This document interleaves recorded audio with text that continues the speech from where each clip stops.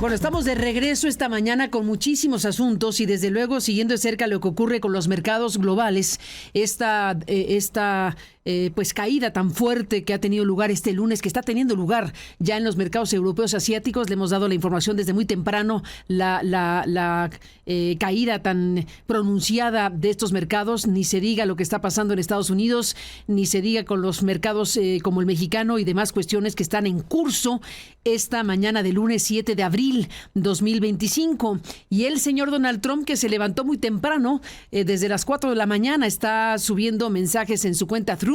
Bueno, ha subido otro mensaje en este momento en donde dice lo siguiente. Donald Trump dice hoy lunes: ayer China impuso aranceles de represalia del 34% que se suman a sus aranceles récord, aranceles no monetarios, subsidios ilegales a empresas y una masiva manipulación cambiaria a largo plazo.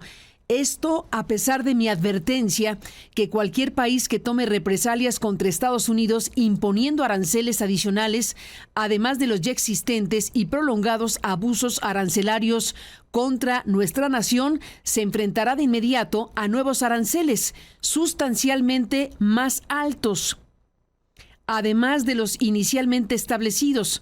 Por lo tanto, dice el señor Donald Trump, si China no retira su aumento del 34%, además de sus abusos comerciales a largo plazo, antes de mañana, 8 de abril de 2025, Estados Unidos impondrá aranceles adicionales del 50% a China a partir del 9 de abril. Además, se suspenderán todas las conversaciones con China sobre sus reuniones solicitadas. Además, se suspenderán todas las conversaciones con China sobre sus reuniones solicitadas. Las negociaciones con otros países que también han solicitado reuniones comenzarán de inmediato.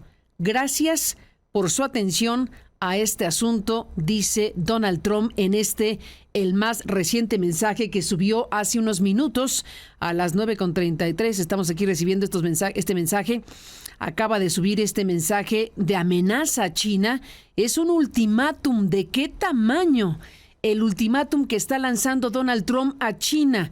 Si no retira China su aumento del 34%, además de sus abusos comerciales a largo plazo, antes de mañana, 8 de abril de 2025, Estados Unidos impondrá aranceles adicionales a 50% a China a partir del 9 de abril. ¡Qué gravedad! ¡Qué situación la que estamos viviendo! Gracias al secretario del Gobierno de la capital de la República, César Cravioto, que nos toma la llamada para saber en qué punto estamos con este caso que, por supuesto, nos ha sacudido por la pérdida de estos dos jóvenes fotógrafos. César, gracias por tomar la comunicación y muy buenos días. Bienvenido. Hola, Carmen. Buenos días. A la orden. ¿Qué tendría que informar el Gobierno Central de la Ciudad de México sobre el caso? Bueno, que la Fiscalía General de Justicia de la Ciudad de México está llevando a cabo todas las investigaciones para que se determine las responsabilidades por la muerte de estos dos jóvenes. Qué responsabilidades obviamente tienen los organizadores del evento y si hay alguna responsabilidad de alguna autoridad al respecto. Cuando se hacen este tipo de eventos, los responsables de los mismos tienen que presentar un programa de protección civil a la alcaldía correspondiente. En este caso, la alcaldía es la Miguel Hidalgo. La alcaldía tiene que revisar el programa de protección civil, autorizarlo o no, hacerle cambios o no al programa, y a partir de esa autorización ya se da la autorización de realizar o no el evento. En este caso, la alcaldía autoriza un plan de protección civil, autoriza el evento y la alcaldía tiene que revisar que ese plan que autorizó se cumpla antes, mientras está haciendo el montaje, durante el propio evento y terminando el evento. Y Yo he escuchado al alcalde decir que la estructura que fue la que colapsó y la que mató a estos dos jóvenes no estaba en el programa de protección civil. Entonces, eso es parte de lo que tiene que investigar la fiscalía cuando se pida y está pidiendo toda la documentación de la autorización del evento. Y la propia alcaldía, el área de protección civil, tiene que decir, bueno, qué funciones realizó durante el evento y si se percató o no de la instalación de de estas estructuras que si no estaban en el programa de protección civil, bueno, porque estaban ahí y porque permitieron que se instalaran las mismas. El propio alcalde, hemos también escuchado, César Cravioto, ha dicho que hicieron la supervisión correspondiente para que el plan de protección civil estuviera cumplido y que lo hicieron al unísono con las autoridades del gobierno de la capital, con el gobierno central, con ustedes. ¿Qué me dices al respecto, César? Sí, sí, aunque es responsabilidad de las alcaldías, hay personal de la propia Secretaría de Protección Civil, pero quien tiene, digamos, el plan autorizado, quien autoriza el plan de protección civil son las alcaldías y son los que tienen que tener bajo su responsabilidad el revisar cada uno de los puntos que se autorizó y si cumplen o no con ya lo que se está instalando un día previo y el propio día del evento. Es una coadyuvancia que se hace a petición de la propia alcaldía, pero quien toma las decisiones, insisto, de la aprobación del plan de protección civil, de la aprobación del evento y de la supervisión del evento es la alcaldía, y es por una sencilla razón. Pero primero, pues, está en la ley y esa es parte de las responsabilidades de las alcaldías, y segundo, porque hay eventos masivos en toda la Ciudad de México. Un fin de semana puede haber hasta 12, 15, 20 eventos al mismo tiempo. Y por eso es una responsabilidad de la alcaldía, o sea, es una responsabilidad descentralizada, porque no podría la Secretaría de Protección Civil Central estar viendo al mismo tiempo 20 eventos que se están haciendo en ese momento en la Ciudad de México. Por eso es responsabilidad de las alcaldías. Digámoslo de esta manera, a ver si entiendo bien, César. Ustedes como gobierno central, a través de, bueno, como secretario de gobierno nos dices, es responsabilidad de la alcaldía, lo que acabas de mencionar, porque lo dice la ley, aunque reconoces que a petición de la alcaldía, la propia Secretaría de Protección Civil de la Ciudad de México acompañó a la alcaldía para verificar que el plan de protección civil aprobado por la alcaldía se hubiera cumplido el viernes pasado. Estuvieron también en el antes sí, en el durante y en el después. ¿Estuvo el gobierno de la Ciudad de México con la alcaldía o solo en el antes?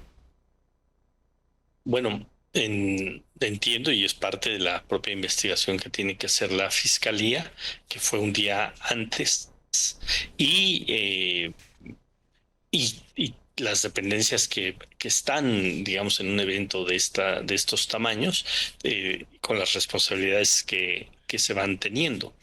Pero si hay un trabajo de coadyuvancia, es exclusivamente justamente de eso, de acompañar, pero las decisiones de estos eventos son de las alcaldías. Tan es así que una vez que se vació el lugar, quien pone los sellos de suspensión pues son las alcaldías, porque a ellos les corresponde, y nosotros lo que hicimos fue resguardar ya con seguridad ciudadana para que no hubiera que no hubiera un intento de ingreso el domingo porque había 2 días de festival, y además de que se trató de difundir que no iba a haber acceso el domingo, pues se resguardó el inmueble.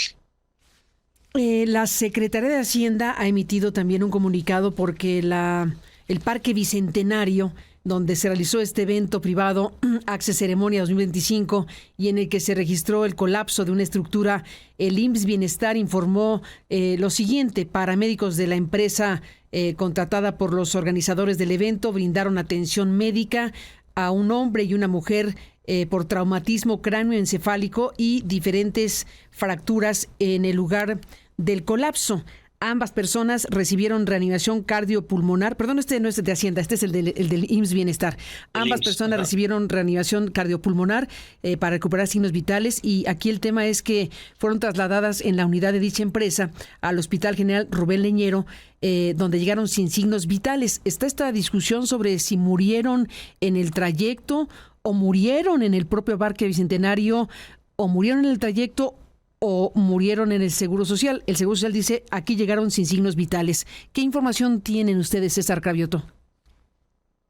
Bueno, yo tendré que ser muy cuidadoso con lo que responda, porque justamente hay una investigación en curso de parte de la Fiscalía, y es uno de los temas que los peritajes nos tienen que decir en qué momento fallecieron los dos jóvenes, porque sí es relevante si ya los trasladaron fallecidos o si murieron en el trayecto o en el propio hospital.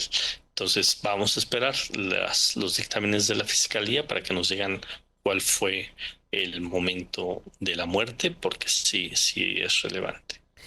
Y en el caso del comunicado de Hacienda, que también quiero comentar, tiene que ver con Indavín, que procederá a requerir al concesionario las autorizaciones de ejecución y materia de protección civil, que en el caso emitieron las autoridades para llevar a cabo el evento Axe Ceremonia, con la finalidad de poder deslindar o determinar responsabilidades y, en su caso, revocar la concesión que en ese inmueble opera. Es probable que Hacienda pudiera retirar la concesión, César. Sí, bueno, es una concesión, entiendo que se da en el 2018, al final del gobierno de Peña Nieto, sí.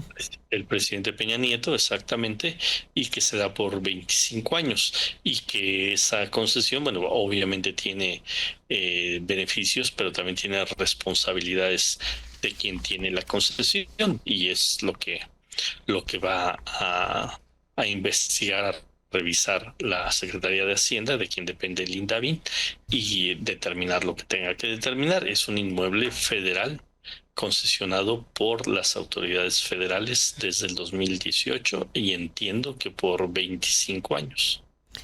César Cravioto, secretario general de Gobierno de la Ciudad de México. Seguiremos hablando y a la espera de las propias investigaciones. Gracias por tomar la comunicación esta mañana. Gracias, Carmen. Un gusto saludarte. Igualmente, gracias, César Cravioto. Y bueno, pues vamos a ver qué resulta precisamente de las investigaciones correspondientes para deslindar responsabilidades. Pues sí, hay muchas comunicaciones de las propias instancias involucradas. En el caso de la UNAM, debo decir que la FES Aragón se ha pronunciado al respecto. La Facultad de Estudios Superiores de Aragón lamenta profundamente el fallecimiento de Berenice Giles y Miguel Hernández, dos jóvenes vinculados a la comunidad, ocurrido el pasado 5 de abril durante un espectáculo público en la Ciudad de México. Hemos contactado directamente a las familias de nuestra compañera y compañero para expresar condolencias, solidaridad y contar con su autorización para informar a la comunidad sobre lo sucedido. Confiamos en que las autoridades correspondientes esclarecerán este lamentable hecho, el cual nos llena de consternación y profundo dolor.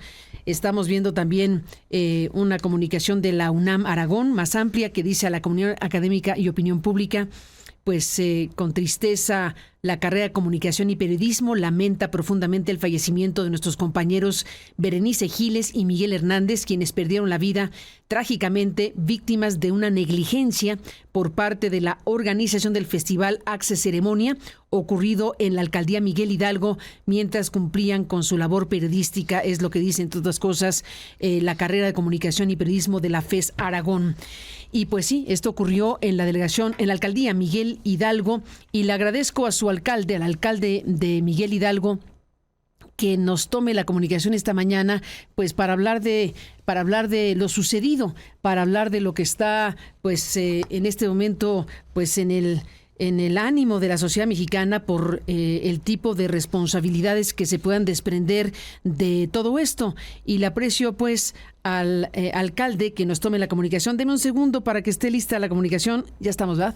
Mauricio Tabe, alcalde de Miguel Hidalgo. Gracias, Mauricio, por tomar la llamada. Buen día. Muy buenos días, Carmen. Y estamos solidarizándonos con las familias y los amigos de las personas que fallecieron en este trágico accidente. Y también sí quiero dejar claro que el El hecho ocurrió por una irresponsabilidad de los organizadores, que violaron el programa especial de protección civil, que estaba autorizado y que se verificó el día viernes.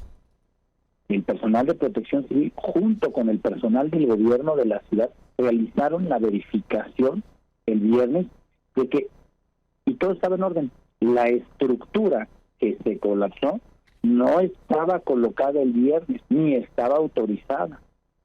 Entonces los organizadores violan el programa al introducir algo que no estaba contemplado en el programa especial de protección civil. El programa especial de protección civil detalla todos los elementos que contiene un evento, y entonces el organizador asume la responsabilidad si introduce algo que no declara. Nosotros hicimos la verificación el viernes y no fue una verificación de pasadita.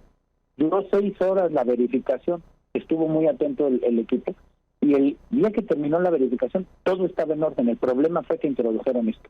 Aquí la gran lección que hay es que una violación a un programa de protección civil es una falta muy grave que puede derivar en una tragedia, y que pues es muy delicado que un organizador de un evento masivo altere los programas de protección civil. También estamos solicitando a la Fiscalía que haga la investigación para definir las responsabilidades de quienes autorizaron esto como parte de la empresa, que pues derivó en este homicidio culposo.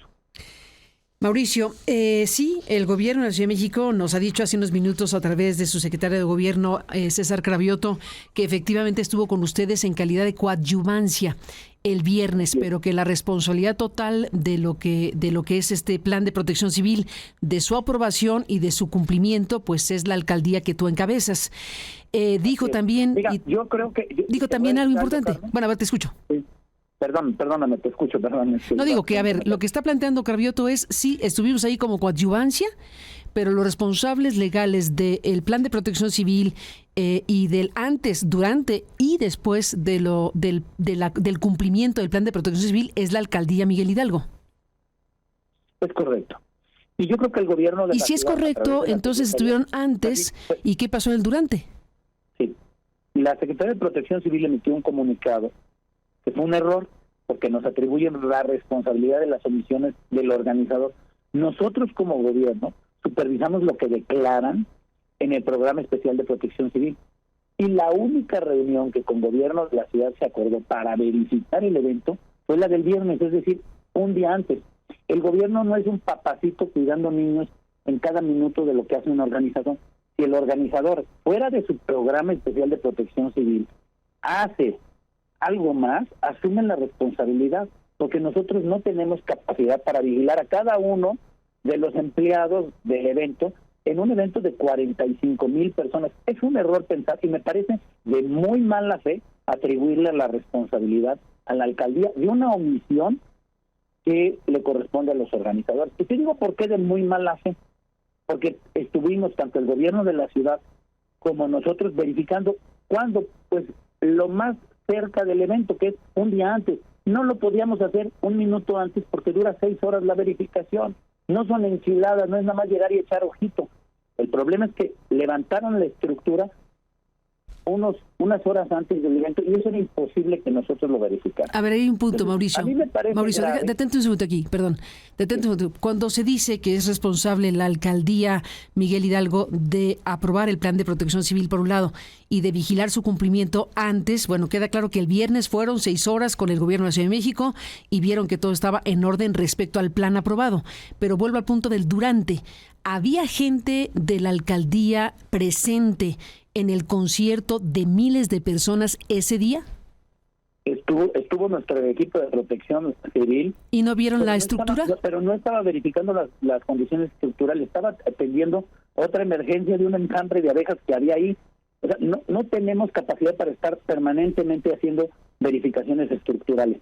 Me parece muy perversa y de mala intención insinuar que la responsabilidad es nuestra. No digo que acusar, pero ya la simple insinuación me parece que pues trata de orientar que la alcaldía tiene responsabilidad. Yo digo muy claro, la responsabilidad la tienen los organizadores porque violaron el programa especial de protección civil.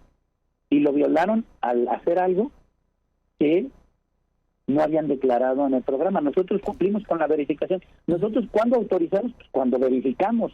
No podemos estar en todo momento, en todo minuto, supervisando a todas las personas. No hay capacidad de los gobiernos, no tenemos ni el personal ni la obligación para estar minuto a minuto siguiendo a todos los trabajadores. Por eso se tiene que investigar quiénes son los responsables y que paguen los responsables de esta omisión o de esta falta muy grave que fue haber introducido estas grúas que generaron este accidente. ¿Y qué cosa era eso, lo que se puso fuera del plan de protección civil? ¿Era una estructura para poner qué? Era una estructura, una grúa ornamental en la que para subir a algunas personas, y no estaba contemplada esa grúa. ¿Para subir personas? O sea, ¿cuál era la idea? Pues trabajadores, pero le colocaron adornos. Esa es la información que tengo. Y lo que sí se tiene que también investigar, pues es qué sucedió. ¿Adornos de metal? Inmediata, ¿vale? A ver, déjanos detener aquí un segundo, Mauricio Tabe. Metieron una grúa que no estaba contemplada y en esa grúa le pusieron un adorno, que es lo que se cayó y lo que mató a las dos personas. Así es, era ornamental la grúa, subía unos elementos decorativos del evento. De metal. Exacto. Y nada de eso, ni la grúa ni los adornos estaban en el plan de protección. No estaban en el programa especial de protección civil. Por eso nuestra señalamiento es claro sobre los organizadores, y la Fiscalía tiene que determinar quiénes son esas personas que van a asumir la responsabilidad. O sea, no asumir. Nosotros hicimos la revisión junto con el gobierno de la ciudad, el mismo día estuvimos juntos. Por eso me parece muy preocupante la insinuación que hicieran las autoridades de la ciudad, pues atribuirnos una responsabilidad o querer involucrarnos en esta responsabilidad sobre el incidente. Mauricio Tabe, además de los organizadores, ¿quiénes son los organizadores? Yo desconozco los organizadores porque nosotros no administramos como tal el evento, nos hicieron llegar a través de la concesionaria pues los permisos. A ver, aquí hay un punto. Los organizadores sería una responsabilidad que hay que identificar con claridad. ¿Y el Parque Bicentenario per se, los concesionarios del Parque Bicentenario per se, tendría alguna responsabilidad según tu punto de vista? ¿O como autoridad? Eso lo tiene que investigar la Fiscalía. ¿Cuáles son las responsabilidades tanto del parque como de la empresa que organiza el evento? Pero claramente que el principal responsable pues es la empresa que organiza el evento, porque ellos son los que autorizan e instruyen la colocación y contratan la colocación de esa grúa. Pues veremos bueno, es la Fiscalía la que va a deslindar responsabilidades, ¿cierto? Es correcto, le corresponde a la Fiscalía. Y yo lo que digo es, aquí trabajamos hasta el día viernes de manera coordinada con el gobierno de la ciudad. Yo mantuve comunicación con la Secretaria de Protección Civil y con la jefa de gobierno, y también le expuse mi extrañamiento y que no estaba de acuerdo con que trataran de insinuar que la alcaldía tiene responsabilidad en la tragedia. Por supuesto que estuvimos colaborando juntos y por supuesto que la responsabilidad es única sobre los que organizaron el evento. ¿Qué información tienes, Mauricio, en este momento sobre el punto de que los dos chicos habrían muerto antes de llegar al hospital Rubén Leñero del IMSS Bienestar? Lo tiene que investigar la Fiscalía porque no está clara la información. No está claro si fue en el mismo lugar, en el trayecto, a la llegada dice el Seguro Social que no. Exactamente. Nosotros tenemos distintas versiones y como tal no estamos autorizados para emitir la versión oficial. Aquí hay que hacer la Fiscalía con las investigaciones que haga. Respecto al tema de que el concierto siguió su curso, yo entiendo que es un tema polémico, ¿no? Es decir, que es muy difícil parar un evento masivo. Miles de personas estaban ahí, no sé cuántas decenas de miles de personas estaban en el Parque Bicentenario, pero ¿qué información tendrías para esa crítica que se hace de que el concierto continuó a pesar de la circunstancia trágica que estaba sucediendo? Mira, aquí se hizo una valoración con distintas dependencias del gobierno de la ciudad, incluso el jefe Ocelotl de Secretaría de Seguridad Ciudadana, sobre las condiciones de riesgo que implicaría un desalojo en un evento masivo de más de 45,000 personas. ¿Te imaginas? Uh-huh. Entonces, obviamente que uno desearía que se parara la fiesta de inmediato, pero lo que uno tiene que tomar de decisiones es valorando las condiciones de riesgo. Y hace algunos años sucedió una tragedia en un intento de desalojo, en el News Divine, que la policía intentó desalojar a unas personas y murieron varios jóvenes.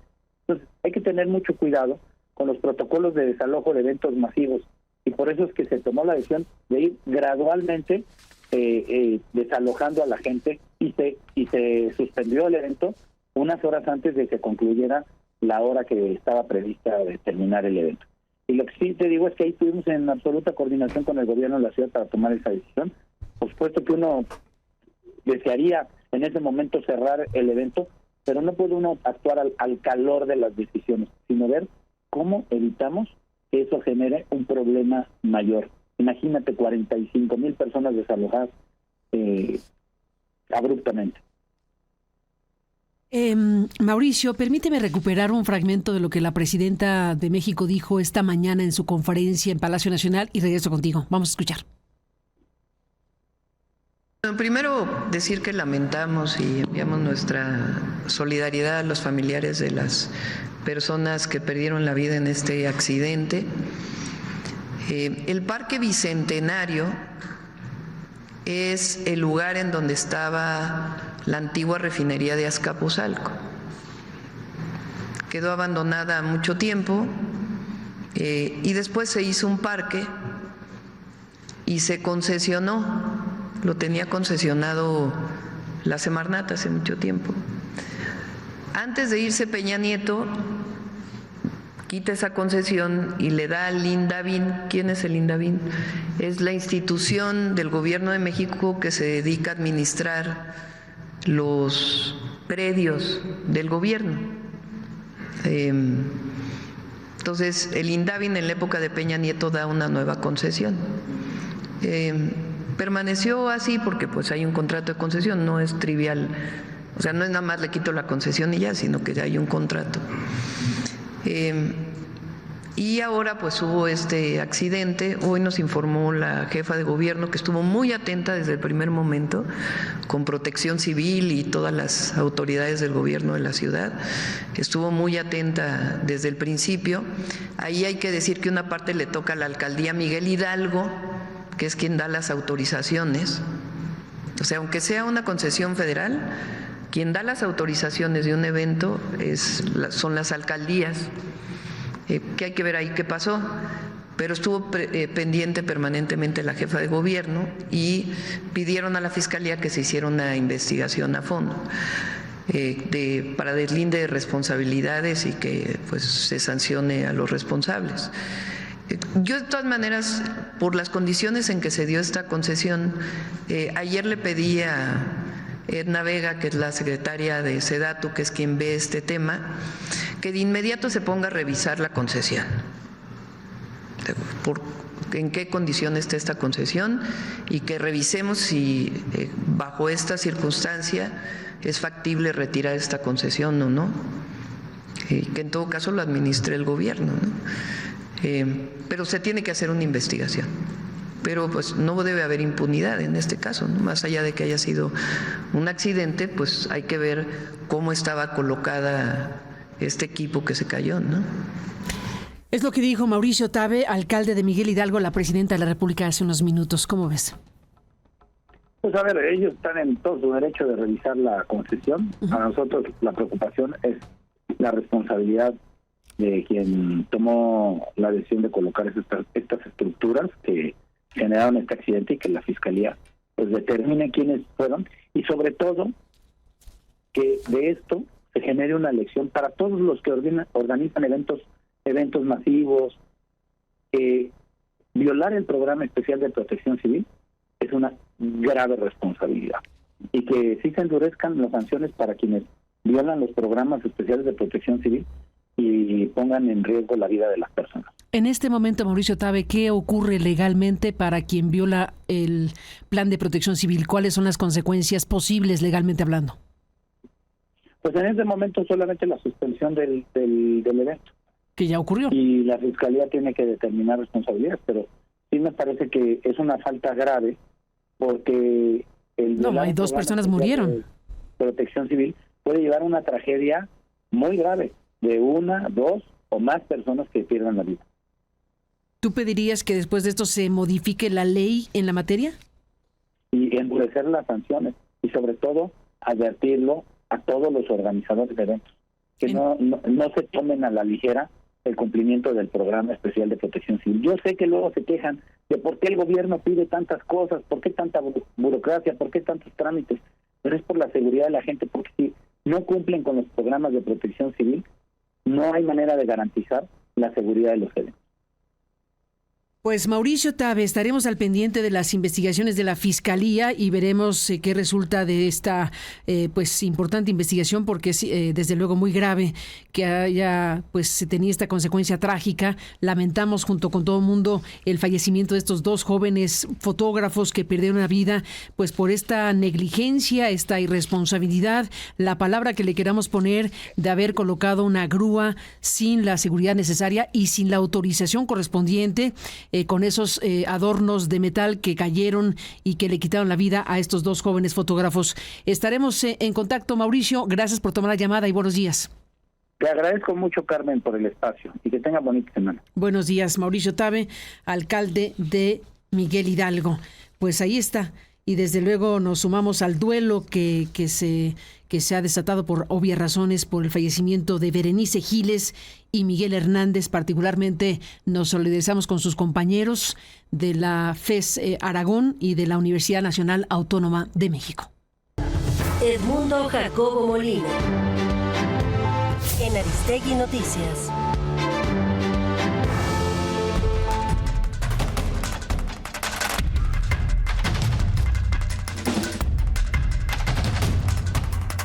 Edmundo Jacobo Molina, buenos días y bienvenido a este lunes. ¿Lunes qué? Lunes negro se le ha llamado, lunes qué, tremendo lunes y después de oír leer a Donald Trump hace unos minutos que le pone un ultimátum a China de que si no baja el 34% va el 50% a partir del 9 de abril.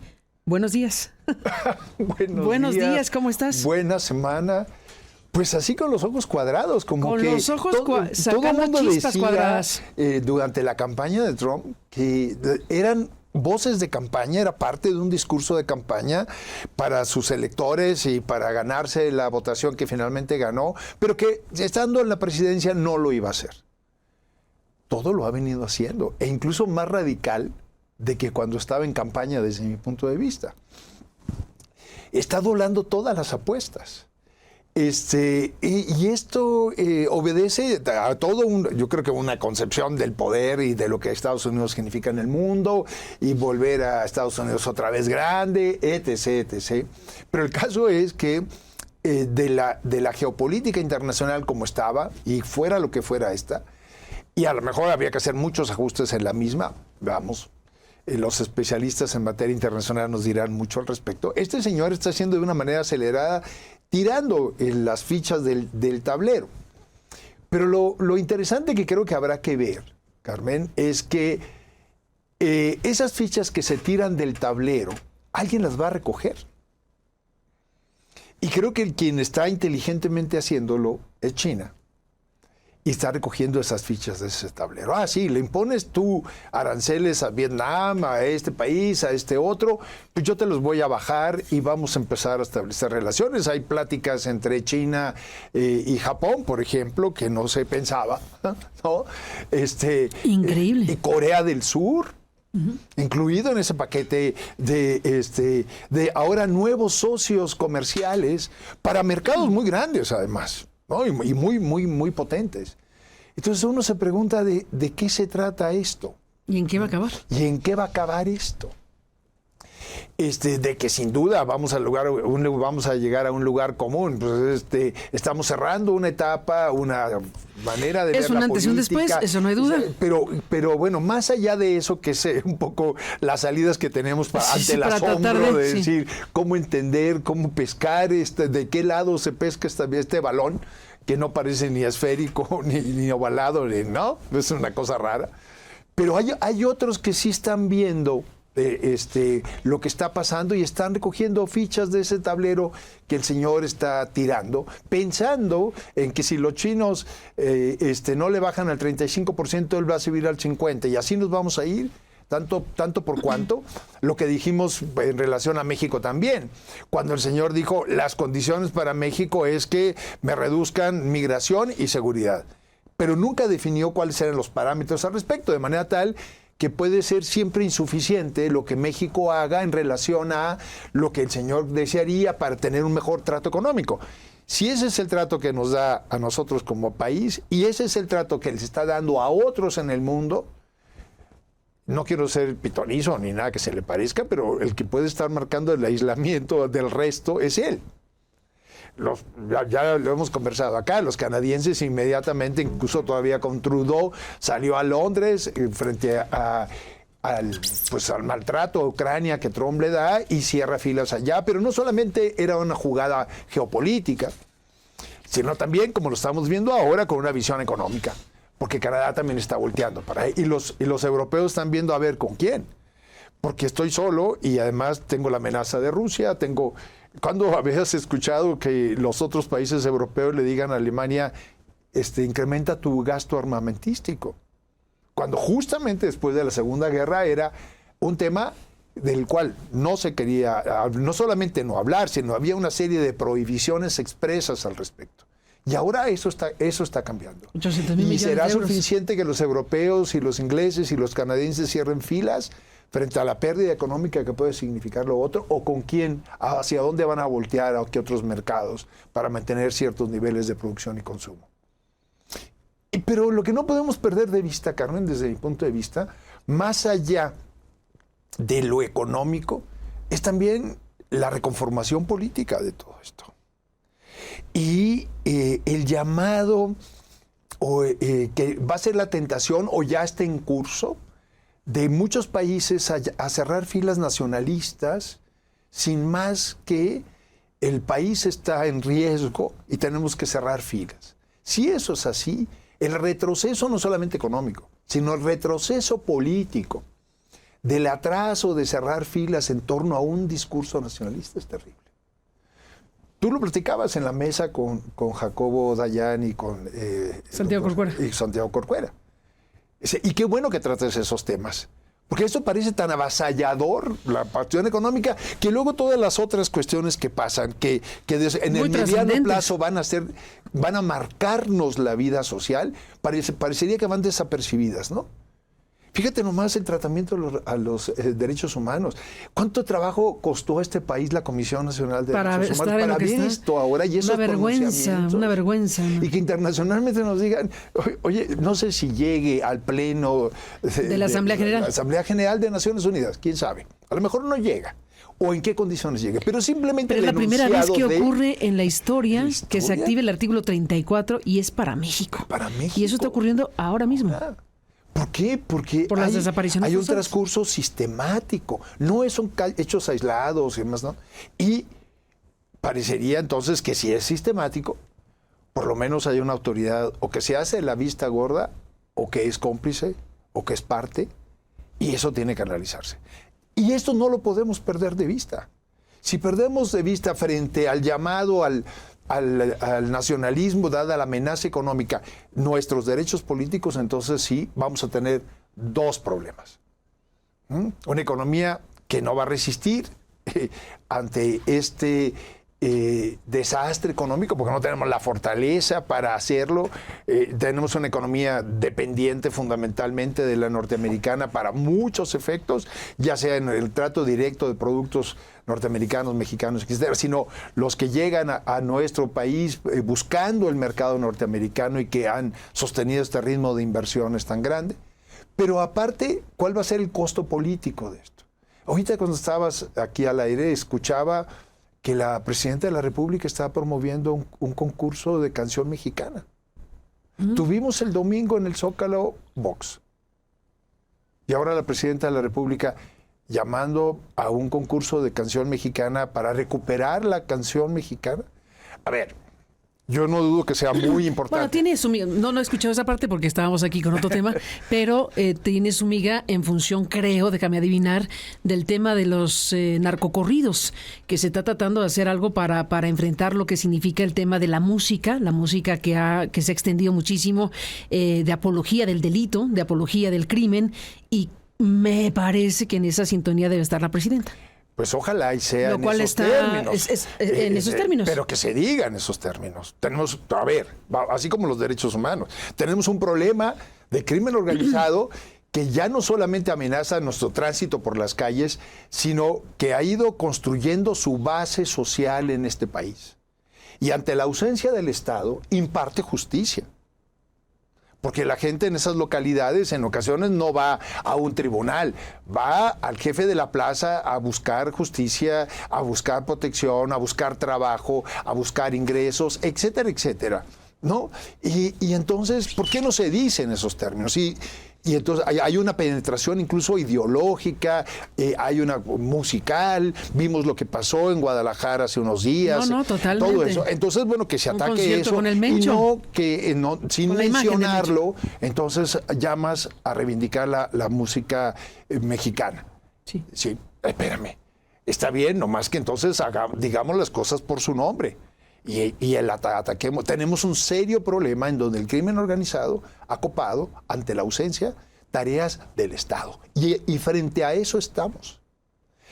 A mí mi preocupación es que entonces queramos ocultar todo eso y a nombre de una economía mexicana amenazada por el exterior, el maciosare famoso, entonces ahora estemos llamando a recursos nacionalistas para entonces sí tratar de ocultar la realidad y lo que está pasando.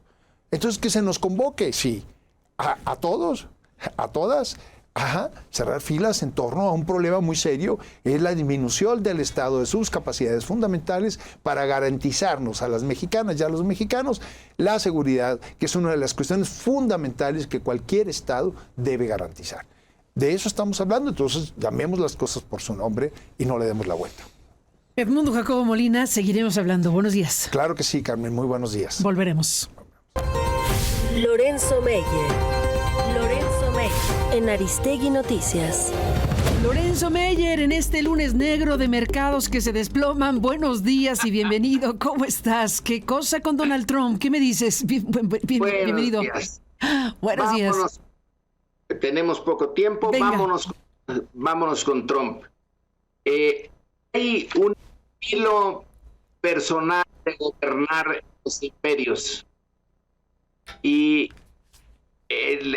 tomo de estilo personal de un trabajo de Villegas, donde pone la importancia de las formas como los presidentes ejercen el poder. Bueno, en un principio, el estilo personal de los presidentes norteamericanos en relación con el mundo externo, ya un estilo imperial, se basaba en un dicho muy sencillo: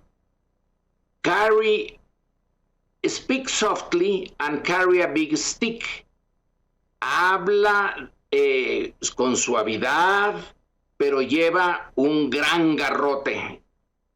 Esa era la manera, en resumidas cuentas, de hacer de funcionar la relación entre Estados Unidos y su imperio. Los norteamericanos siempre dijeron que no eran imperiales, pero bueno, eso era falso, tenían que decirlo. Pero ya en los últimos años, si uno se fija en la literatura norteamericana que analiza su política exterior, ya queda claro que sí, aceptan que son un imperio no necesariamente colonial y similar a los del pasado, pero que tienen decenas, centenas de bases militares alrededor del mundo y que interfieren en la vida política del resto del planeta y en algunas interfieren de manera muy directa. Pero el estilo era ese, el de hablar quedito y dar los golpes cuando consideraba necesario, duros. Está el caso de Kennedy, por ejemplo, tomémoslo como uno de los muchos. O el caso del presidente Roosevelt, del segundo Roosevelt, que ese fue el que habló de manera más suave y usó menos el garrote. Kennedy hablaba con mucha propiedad también y en cierta medida con suavidad, pero bueno, ordenó la invasión de Cuba y le falló. Pero ahora Trump ha decidido cambiar este viejo dicho de la política exterior norteamericana. Y ahora lo que usa en primer lugar es el discurso, un discurso brutal. Entre más duro sea el discurso, parece que él está más en su terreno, que se regodea con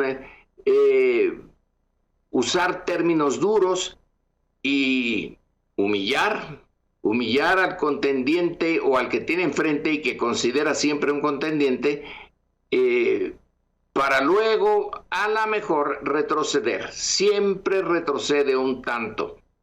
En nuestro caso es quizá menos evidente que ahora, por ejemplo, con Europa. Vaya que si les ha dado duro en el discurso a los europeos, los ha bocabajeado y todavía no se sabe exactamente cómo se va a desarrollar la futura política con Europa. En el caso de México, ha moderado, hay que reconocer, ha moderado mucho ese discurso, pero al final de cuentas no sabemos exactamente cómo se va a comportar. Es una de las características de Trump, el dejar suficientemente ambiguo todo, como para poder irse hacia un lado o hacia el otro, y siempre decir que se salió con la suya. Estamos en un mundo muy gelatinoso, y hasta ahora la presidenta Claudia Sheinbaum se ha sabido mover bastante bien, mucho mejor que los canadienses, por ejemplo, que se suponían casi primos hermanos de los norteamericanos y que han resultado, están desconcertados, no saben qué hacer, tampoco Europa. Pero bueno, veremos, además de hundir las bolsas de valores, veremos cómo va a ir manejando, pero siempre el discurso es duro, es brutal. Entonces, ahora, eso de habla con dulzura, suavidad, lleva un gran garrote, Trump parece decir primero a gritos y a insultos, y luego, sí, lleva el gran garrote de los aranceles, pero amenaza más de lo que en realidad pretendes hacer. Y bueno, nos ha desconcertado a todos. Tenemos que seguirlo muy de cerca y hilar muy fino en la política con Trump. Hasta ahora, el resultado para México no es tan desastroso. De todas maneras, los impuestos a las exportaciones mexicanas, no a todas, pero aumentaron y se deja sentir el efecto. Vamos a ver en esta política de encerrarse otra vez, no es la primera vez que lo hacen, en sí mismos frente al resto del mundo al que consideran peligroso. Vamos a ver cómo se comporta una potencia imperial que no puede darse el lujo realmente de quedarse encerrada en su propio mundo. Aunque es muy grande, no es suficiente. Así que vamos a tener que seguir viendo bien de cerca a Trump, pero sabiendo que el discurso es más brutal que su política, aunque los dos son brutales. Ahí está. Y entonces, ese es su estilo de gobernar. El estilo de gobernar de este imperio. Pues gracias, Lorenzo, por estar aquí y desde luego seguiremos hablando. Gracias, como siempre, por tu presencia. Buenas tardes. Buenos días, Lorenzo Meyer, con este análisis en este 7 de abril 2025, sacudido por los mercados y sus caídas en Estados Unidos, en Europa, en Asia, en fin, todo lo que estamos viendo esta mañana y este día lunes. Le aprecio mucho a Sergio Cursín, director de Estudios Económicos de Banamex, que nos permite escuchar su análisis en un día como este. Sergio, bienvenido y buenos días. Gracias por estar aquí. Hola, muy buenos días, Carmen. Gracias por estar aquí. ¿Cómo describir el momento que se vive, Sergio? ¿Qué se está jugando? Como histórico. Histórico. Como histórico, creo que es primero. Segundo, sorpresivo. Sí sabíamos todo lo que había amenazado Trump, pero no pensábamos que iba a ser, digamos, si tengo que poner un número, pensábamos que iba a poner un 10% de aranceles a todo el mundo, hablando muy en general, y los puso en el doble. Vamos a ver, como se dice a veces en el argot financiero, quién pestañea primero, quién cambia más, si Trump o los mercados, y luego ya la economía. Pero sí, histórico, no lo habíamos visto. Hablando de aranceles, por ejemplo, para tomarlo como un punto que no es el único, hay otros temas de desglobalización que están ocurriendo en el mundo, pero tomando los aranceles como referencia, pues hoy estaríamos que Estados Unidos le pone alrededor de 22 puntos porcentuales de aranceles al mundo, y eso no ocurría desde 1900, o sea, ni siquiera en los años 30, en medio de la recesión, que hubo un gran proteccionismo en el mundo, Estados Unidos puso un arancel de 20%. Pero, entonces sí estamos en... Así estamos en este momento. Históricos. Exacto, un momento histórico sin la menor duda, Sergio, pero déjame llevarte al punto específico de China. Tú dices, a ver, ¿quién pestañea primero? Bueno, a ver, ya, China respondió el viernes con 34% y esta mañana Donald Trump le reviró de manera brutal y dice, así... Pues si China no retira su aumento del 34%, además de sus abusos comerciales a largo plazo, antes de mañana, es decir, 8 de abril de 2025, Estados Unidos impondrá aranceles adicionales del 50% a China. La gran pregunta es qué va a responder China cuando China ya respondió con un 34 frente a un 34 y ahora es un ultimátum de este calibre. Sergio, ¿habráse visto una cosa así? No se ha visto una cosa así, pero hay que decir ya que ya no funcionan nuevos aranceles con alrededor del 60% todo suponiendo que efectivamente entre en vigor y se mantiene más que unos días, pero con 60% ya no va a haber comercio. China no va a exportar prácticamente nada a Estados Unidos y viceversa. Con 50. Con el 34. Con 50%. No, sí. No. ¿Por qué 60? Me refiero de el arancel. Sí, esa es una danza de cifras impresionante. A ver, entonces, ¿a qué te refieres con el 60? ¿Te refieres al volumen, a los mercados? Actualmente, el arancel de Estados Unidos a China prometido para estos días, digamos, es de alrededor de 60%, cuando uno suma el 34% que lo puso en los últimos días. Hay varias pequeñas diferencias en la forma de calcular, pero que no son relevantes dados los números. Entonces, con 60%, aún sin contar que le pusiera 50%, como acabas de señalar, ya con eso no habría exportaciones a China en pocos meses o cuando menos un poco más de un año. Entonces, ya las amenazas por arriba de eso, última ya no habría exportaciones, ya no habría exportaciones de China a Estados Unidos. Ya no habrá exportaciones de China a Estados Unidos y habrá pocas de Estados Unidos a China si se queda China poniéndole el 34. Ese 34% adicional. Pero difícil que no responda al ultimátum, ¿no? Eso es importante. Sí, pero a ver, imposible que China ya no le conteste al ultimátum, porque si le contestó 34 contra 34, pues si te dice esto y te pone este ultimátum, pues algo dirá China en cualquier momento, obviamente. Sí. lo que está empezando a hacer China se llaman tarifas no arancelarias, proteccionismo no arancelario.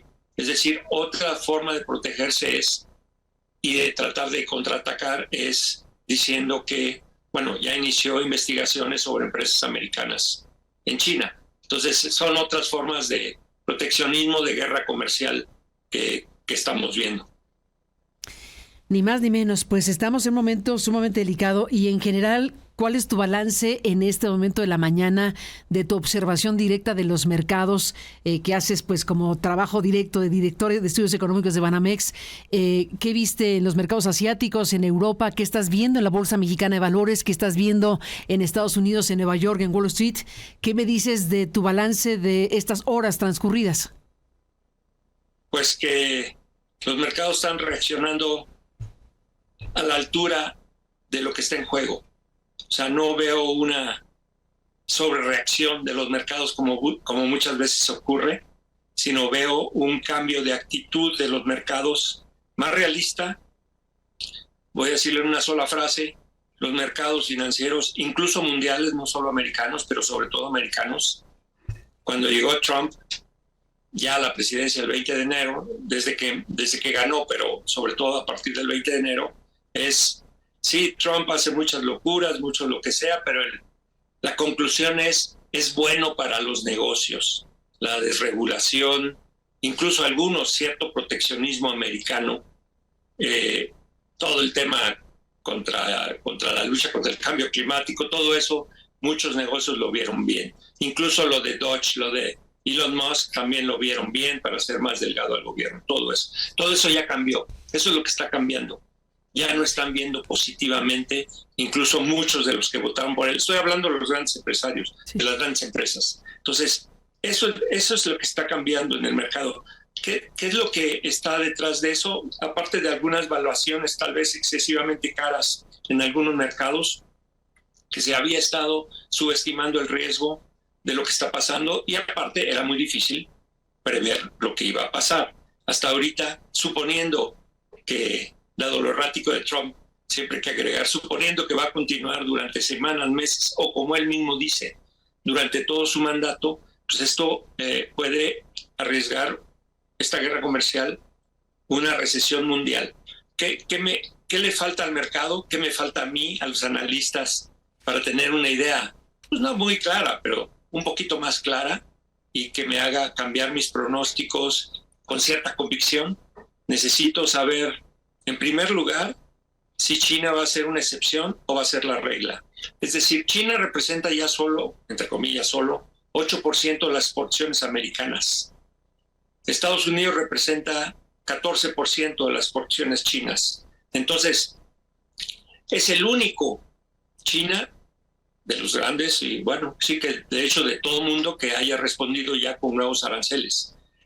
Para la economía mundial sería importante que nadie respondiera con nuevos aranceles, o que todos respondieran al mismo tiempo con nuevos aranceles para que Estados Unidos los quitara. Pero la teoría económica dice lo que le conviene a cada país es no responder a Trump, nada más enojarse mucho, pero no responder.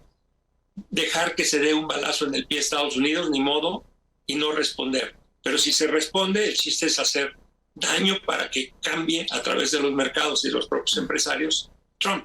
Y eso pues no estamos viendo coordinación entre los países. Entonces necesito saber... No, porque los países si están estupefactos, ¿no? Si todo el mundo responde, entonces vamos hacia una cierta recesión de la economía mundial. Si solo responde China, vamos a una desaceleración de la economía mundial y de la economía americana. Mexicana, por supuesto. Sí, ¿quién llevaría la batuta en esta parte que tú dices? Bueno, ¿quién tendría esta responsabilidad de responder o no? Nos faltan los europeos, vamos a ver qué pasa ahí. Sí, sin duda. El punto es que no hay, como lo hemos visto para la pandemia, para otras cosas, para el cambio climático, no hay coordinación mundial. Entonces, pues solo hay desorden. Eso es lo que hay. Y, por ejemplo, muy buen punto esto de Europa. Obviamente Europa es uno de los principales socios comerciales de Estados Unidos.